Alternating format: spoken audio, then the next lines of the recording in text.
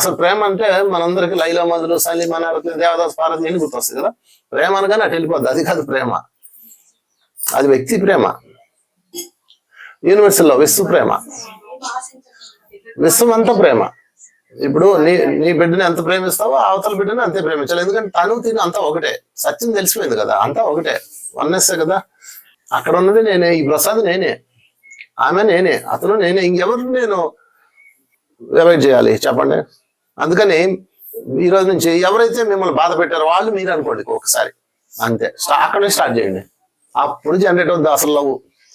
Okay, నిన్ను మానసికంగా కానీ ఎవరు ఆర్థికంగా కానీ లేకపోతే రకరకాల ఏదో బాధ పెట్టిన ఎనిమిస్ ఉంటారు కదా, అప్పుడు వాడు కూడా నేనే కదా అనుకో, అంతే, కూల్, మొత్తం మారిపోద్ది, ద్వేషం మాయమైపోతుంది.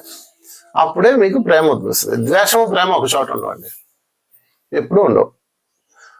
అయితే శక్తి అయితే ద్వేషంగా మారుతుంది, లేదా ప్రేమగా మారుతుంది. ద్వేషం ఉంటే ప్రేమ ఉండదు, ప్రేమ ఉండదు ద్వేషం ఉండదు. సూర్యుడు ఉంటే చీకటి ఉంటుందా? చీకటి ఉంటే సూర్యుడు ఉంటుందా? వెలుగు చీకటి ఒకటే శక్తి. సో ఎప్పుడైతే వెలుగు వచ్చిందో చీకటి వెలుగుగా రూపాంతరం చెందింది, ట్రాన్స్ఫర్మేషన్ అయింది. ఇదంతా చీకటే వెలుగుగా మారిపోయింది. ఓకే, సత్యం అంటే సూర్యుడు రాగానే వెలుగు చీకటి వెలుగు అయిపోయింది. మళ్ళీ సూర్యుడు వెళ్ళిపోగానే వెలుగు చీకటిగా రూపాంతరం చెందుతుంది. సో మనం కూడా సత్యం తెలియగానే కాంతిలో వెలుగు, అవునా ఇదే సత్యము, ఇంతేనా, ఇంకేముంది, నేను ఆత్మ ఆయనలో ఆత్మ, దానికోసం ఎందుకు అనుకుంటావు అంటే నువ్వు వెలుగు అయిపోయింది, దుఃఖం పోయింది, టెన్షన్ పోయింది, ఎమోషన్ పోయింది అనుకునేది. మళ్ళీ ఇంటికి వెళ్ళగానే స్టార్ట్ అవుతుంది అంటే మళ్ళీ వెలుగు